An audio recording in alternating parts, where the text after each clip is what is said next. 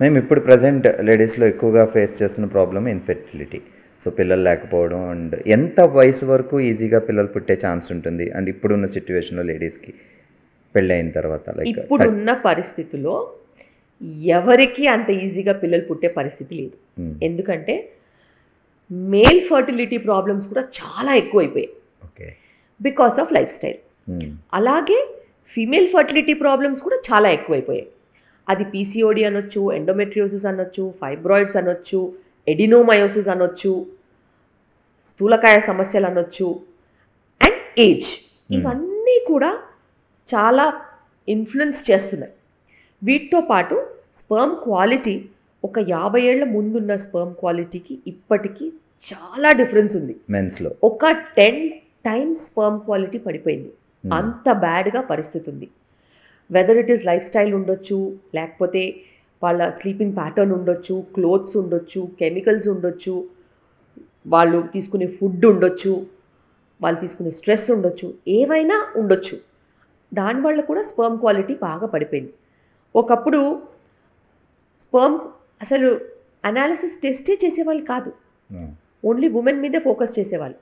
Last 10 years నుంచి men మీద test చేయండి అసలు ఉమెన్ చూసి వేస్ట్ అనిపిస్తుంది. లాస్ట్ 3 years అయితే ఇంకా బ్యాడ్ స్పర్మ్ క్వాలిటీ పారామీటర్స్ చూస్తున్నాం. అంటే కపుల్లో మెయిన్ ప్రాబ్లం మెన్ నుంచి. ఎస్, ఉమెన్ ఇష్యూస్ ఉన్నాయి, 100% ఉన్నాయి. కానీ ఉమెన్ ఇష్యూస్ని మేనేజ్ చేసే అంత ఈజీగా మెన్ ఇష్యూస్ లేవు. మెన్ ఇష్యూస్కి టైం పడుతుంది. బికాస్ ఉమెన్కి ఒకవేళ ఫైబ్రాయిడ్ ఉందనుకోండి, నేను సర్జరీ చేస్తే next month she'll be ready. PCOD ఉందనుకోండి, ఓకే పీసీఓడికి కూడా మెడిసిన్స్ ఉంటాయి, సర్జరీ ఉంటుంది, she might be ready. If she loses weight she'll become better. కానీ స్పర్మ్ క్వాలిటీ అలా కాదు. స్పర్మ్ ప్రొడక్షనే 60 days.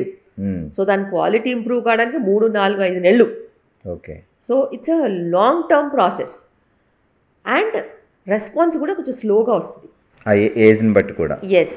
అండ్ ఇప్పుడు అన్నిటికంటే పెద్ద ప్రమాదకరమైన ఇష్యూ అంటే ఎగ్స్ తగ్గిపోవడం, లో ఏఎంహెచ్ అనేది నిజంగానే నా ప్రాక్టీస్ని అతలాకుతలం చేస్తుంది. ఎవరికి చూడు ఏఎంహెచ్ అంటే నంబర్ ఆఫ్ ఎగ్స్ తక్కువ ఉన్నాయి. ఎందుకు తక్కువ ఉన్నాయో తెలియదు. పాతకాలంలో 14-15 yearsకి మ్యారేజ్ అయ్యేది, 16-17 yearsకి ఫస్ట్ చైల్డ్ ఉండేది. ప్రిమెచ్యూర్ ఓవేరియన్ ఫెయిలియర్ అనేది వాళ్ళకి అసలు తెలియదు. అది తెలిసే లోపే 2 పిల్లలు పుట్టేసేవాళ్ళు, ఒకళ్ళన్నా ఖచ్చితంగా పుట్టేవాళ్ళు. సో 25-30 yearsకి వాళ్ళకి ఎగ్స్ అయిపోయి పీరియడ్స్ ఆగిపోయినా కూడా at least they use to have biological child. Okay periods ఆగిపోయినా కానీ ఒక చైల్డ్ 2 చైల్డ్స్ ఉన్నారు అని లెక్కన్నా ఉండేది. కానీ ఇప్పుడు అసలు 25-30 years వరకు ఫ్యామిలీ